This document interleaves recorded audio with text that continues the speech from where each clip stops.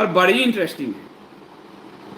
आप लोग देखते होंगे एक लेडी जो प्रधानमंत्री मोदी का भी इंटरव्यू करती है सब, एएनआई की एडिटर इन चीफ स्मिता प्रकाश।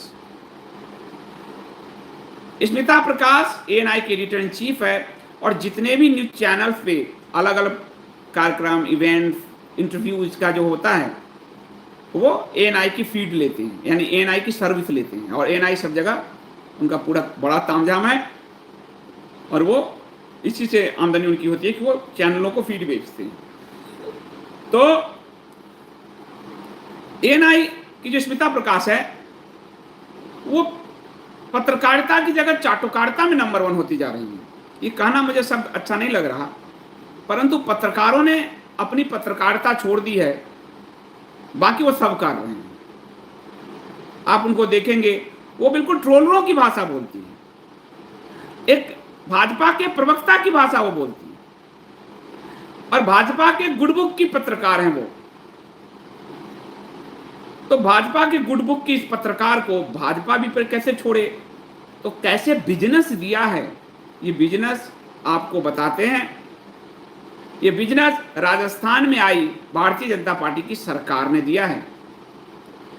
राजस्थान की भाजपा सरकार की लाइव स्ट्रीमिंग को लेकर ठेका दिया गया और उसमें टेंडर आमंत्रित किया गया टेंडर के लिए कि जो और उसमें जो सबसे कम कोट होगा फिर उसको टेंडर दिया जाता है।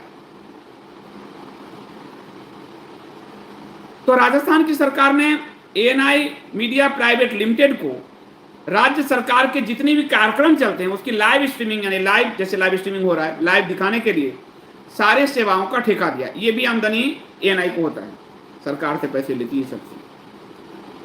अब एक कंपनी को देगी तो आरोप लग जाएगा, तो कई कंपनियों को उसमें बुलाना पड़ता है ठेका के लिए, टेंडर के लिए। तो उसमें 3 कंपनियों ने बोली लगाई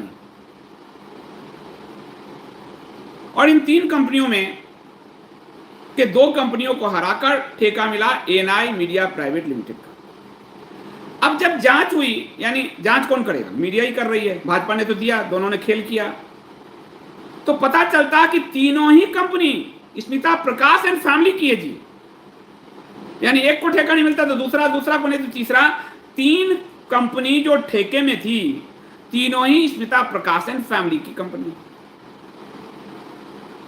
और अगर ये 3 कंपनी नहीं शामिल होती तो सरकारी टेंडर मिल ही नहीं सकते, अवैध हो जाता। वैध बोली के लिए कंपनी अन्य कंपनियों का शामिल होना जरूरी है। इसमें टेंडर की प्रक्रिया में 3 बोलीदाता होने चाहिए कम से कम।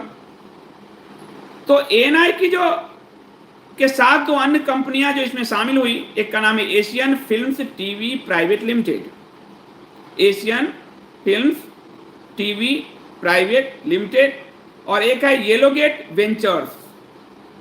तो पहला हो गया उसमें एएनआई मीडिया प्राइवेट लिमिटेड, दूसरा हो गया Asian films TV private limited, और तीसरा हो गया येलोगेट वेंचर्स। और आश्चर्य की बात है कि ये दोनों कंपनियां, उसमें इस तीनों कंपनियां स्मिता प्रकाश उनकी फैमिली की है, स्मिता प्रकाश, उसके पति संजीव प्रकाश सभरवाल और बेटा ईशान प्रकाश उसमें डायरेक्टर है।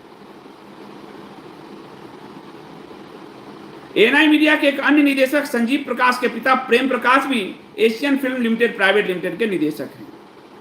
यानी कैसे धोखा दिया गया, आंख में धूल झोंक कर भाजपा की चापलूसी का इनाम मिला।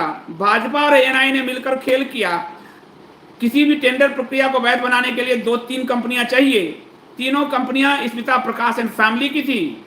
स्मिता प्रकाश, उसके पति संजीव प्रकाश सभरवाल, बेटे ईशान और संजीव प्रकाश के पिता प्रेम प्रकाश। और ये मीडिया में खबर आ चुकी है 7/6/2024 मई जून की खबर है इसमें। और जो बीड आवंटित किया गया है एएनआई, ये मेरे पास बीड है, ANI media private limited, Asian film private limited, Yellowgate venture और एशियन फिल्म और येलोगेट को रिजेक्ट करके एएनआई को दिया। यानी हर हालत में एएनआई को ही दिया, उनकी फैमिली को भी। तो पत्रकारिता में जब आप चापलूसी करेंगे तो आपको धंधा मिलेगा।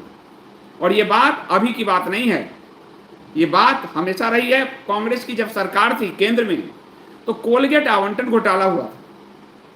मैं आपको दोनों ही पार्टियों का बताता हूँ, इसलिए मेरे पे जो ये मूढ़मती हैं, ये जो कहते हैं, तो हमारी पहले की रिपोर्टिंग देखो 2014 से पहले। तो कोलगेट में उस समय का एक बड़ा अखबार, उसके मालिक को कोयला खदान आवंटित हुआ था। अब मालिक को, अखबार के मालिक को कोयला से क्या मतलब, कोयला खदान से, लेकिन उनको आवंटित हुआ। और इसका खेल क्या हुआ कि वो कोयला खदान बंद रहा, लेकिन शेयर मार्केट में इस मीडिया की का वैल्यू बढ़ गया कि इतना 100 करोड़ का कोयला खदान है, और शेयर बाजार से खेल कर लिया उसने। तो वही स्मिता प्रकाश को एंड फैमिली को भाजपा की चापलूसी का अच्छा इनाम मिला है।